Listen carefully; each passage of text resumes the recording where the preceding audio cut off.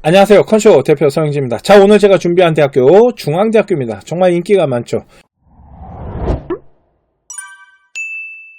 하나하나 보도록 하겠습니다. 시작해볼까요? 고고!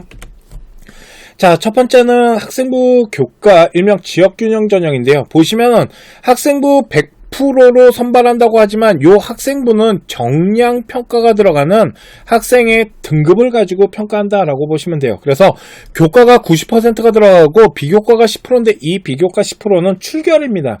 저거는 당연히 만점 받아야겠죠. 왜 그러냐면 나중에 등급 가지고 환산해갖고 점수하면 진짜 소수점 싸움이 붙거든요. 그래서 저기에서 마이너스가 나면 진짜 불리하다라고 보시면 되고요.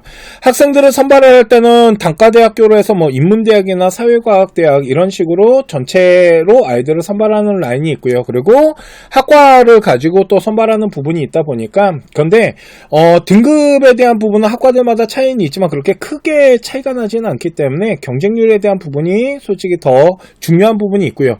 또 하나는 예를 들어서 우리 아이가 사회과학대학교를 지원하면 25명인 거고 만약 공공인재를 지원하면 10명이잖아요. 그러면 25명이 인원이 많으니까 더 유리하지 않을까라고 생각하지만 그렇지 않습니다. 네, 경쟁률에 대한 부분이 훨씬 중요하겠죠. 경쟁률이 높아지면 그만큼 불리해지는 거기 때문에 이런 부분들을 솔직히 더 따질 필요가 있다. 인원보다는 경쟁률 체크가 훨씬 크다라고 보시면 될 것 같습니다.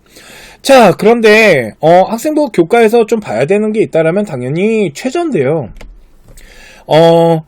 일단 학생부 교과에서 최저를 볼 때 전체 문과 이과를 볼 때 국어, 수학, 영어 그리고 탐구 과목에 대해서 3개 합, 그러니까 중앙대학교는 3개 합을 보는 학교고 거기에 7이다 라고 보시면 되고요. 그리고 탐구는 한 과목만 반영되는데 좀 달라진 게 있다라면 사과탐을 열었다라는 겁니다.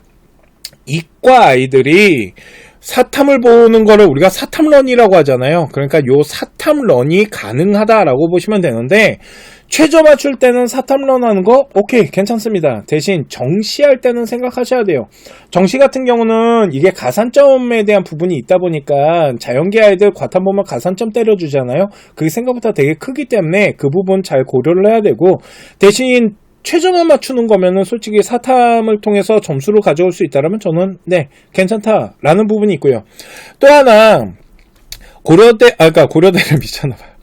중앙대 같은 경우는요 중요시 봐야 되는 게 뭐냐면 바로 영어입니다. 영어를 1등급과 2등급에 대한 부분을 통합했는데 이게 뭐냐면 2등급을 받더라도 그냥 1등급으로 계산을 해주는 겁니다. 그러니까 영어 2등급은 그냥 1등급이다. 그러니까 최저가 좀 완화된 부분이 있고요. 이렇게 완화되면서 충족률이 조금 올라가는 부분이 있었어요. 그래서 영어를 이렇게 완화시켜준 부분이 아이들에 대한 입결에 대한 부분에 대해서 그 충족률이 올라가면서 분포 데이터가 조금 짧아졌다라는 부분이 있는데 자 그러면 어느 정도 라인에 충족률이 생겼을까요? 문과 같은 경우는 전체 충족률이 10명 중에 7명 정도 그러니까 71% 거의 72%에 가깝다라고 보시면 되고요. 자연 같은 경우는 솔직히 뒤로 조금 데이터가 더 빠져서 65%인데 아마 사탐런이 일어나면서 저 부분이 약간은 올라갈 것 같다. 그래서 자연계 같은 경우도 점수 분포대가 조금 앞으로 더 붙을 것 같다라는 생각은 있어요. 그런데 막 등급을 흔들면서까지 그렇게 변화가 있을 것 같지는 않고요. 좀 봐야 되는 아이는 당연히 약학부죠. 왜 그러냐면 지금 자 보시면은 약학부 같은 경우 최저 라인이 4개 합 5예요. 엄청 세죠. 아무리 탐구를 하나 반영했대지만 이거는 거의 누구랑 비슷한 거냐면 지금 의대랑 똑같은 거거든요. 그러다 보니까 약학부 같은 경우는 지금 아이들의 지원했을 때 요 지원 데이터 안에 지금 충족률이 27%밖에 되지 않습니다. 그래서 생각보다 데이터가 뒤로 엄청 많이 빠집니다. 그래서 대학교가 발표한 입결이 있잖아요. 그거보다 생각보다 점수대 많이 흔들리면서 빠지기 때문에 저는 최저 맞출 수 있잖아요. 그러면 등급이 조금 부족하더라도 한번 던져볼래? 라는 부분이 있습니다. 자 그러면 어느 정도 합격선을 형성하고 있고 어느 정도면 지원이 가능한지 제가 몇 개 학과를 조금 추스려서 정리를 좀 해봤거든요. 자 보시면 약학부 같은 경우 여기 보시면은 1.2 하나에서 1.35까지 지원이 가능하잖아요. 그런데 요게 뒤로 최저를 맞추잖아요. 그러면 훨씬 흔들리면서 빠집니다. 그래서 제가 2.3등급도 한번 해볼만해 라고 얘기를 하거든요. 최저만 맞출 수 있다라면. 그러니까 요 부분은 나중에 경쟁률 봐야겠지만 좀 등급이 부족하더라도 최저 4개 합을 맞출 수 있다라면 한번 던져보는 것도 방법은 될 수 있다라고 보시면 되고요. 공과대 같은 경우는 지금 여기 나와 있는 건 이제 지원 라인의 이제 적정 라인에 대한 등급 컷인데 한 1.55, 그런데 이게 뒤로 조금 빠진다라면 한 1.7까지도 한번 계산해서 지원해 볼 수 있는 라인은 형성된다 라고 보시면 되고요. AI 같은 경우는 소프트웨어 일명 IT 라인으로 좀 인기학과입니다. 엄청난 인기학과를 보이다 보니까 데이터가 좀 뒤로 빠지는 게 좀 덜 빠지는 경향이 있고 한 1.52 정도까지 한번 지원이 가능하다. 그래서 생각보다 교과 전형으로 등급대가 조금 높게 형성되는 부분이 있는 게 바로 이쪽 IT 계열 쪽이다라고 보시면 될 것 같고요. 문과 같은 경우는 보시면은 경영경제 같은 경우 지금 한 1.58에서 1.1 정도인데 이게 뒤로 조금 더 빠질 수도 있어요. 한 1.75까지도 빠질 수가 있거든요.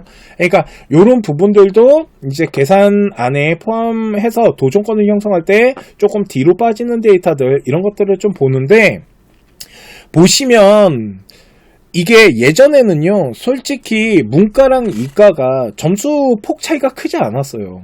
그래서 굳이 이과 아이가 문과로 이렇게 교차를 할 필요가 없었거든요. 그런데 서강대 방송 때도 잠깐 말씀드렸지만 이제는 문과와 이과 아이들이 학교 전체에 대한 데이터를 저희가 분석을 해보잖아요. 그러면 확실히 문과 아이들이 이과 아이들보다 등급대가 조금 뒤로 더 빠집니다. 보시면은 지금 뭐 공과대회 같은 경우도 한 1.5인데 지금 경영경제 같은 경우도 한 1.58에서 뒤로 1.6 하나까지 빠지잖아요. 그죠? 그러다 보니까 솔직히 전체적으로 분석을 해봤을 때 문과 아이들이 이과 아이들보다 입시 교과 입결이 조금 더 낮습니다. 그러면 나는 중앙대학교를 지원하고 싶어. 중앙대학교를 좀 안정권으로 지원하려면은 이과 아이가 문과로 교차를 하고 사탐런을 했을 때 유리할 수 있다라는 거죠. 그러니까 이런 부분들도 이제는 좀 계산을 해야 되는 것들이 생겼다라고 보시면 되고요. 공공인재 같은 경우도 솔직히 인기학과인데 지금 1.75까지 일단 평균 라인이 형성이 되고 뒤로 조금 더 빠지는 데이터들도 형성될 수 있어요. 한 1.8 이 라인으로 뒤로 더 빠질 수도 있는 것들도 있고요.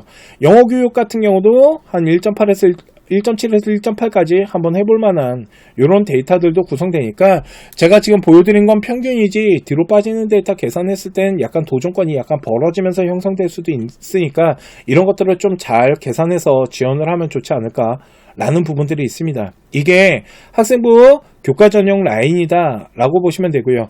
또 하나 요거 중앙대학교 방송 보실 때 저희 컨슈에서 지금 서강대 방송도 올려놨거든요. 서강대 방송이랑 꼭 교차해서 보셨으면 좋겠습니다. 다 이유가 있으니까 이렇게 말해드리겠죠.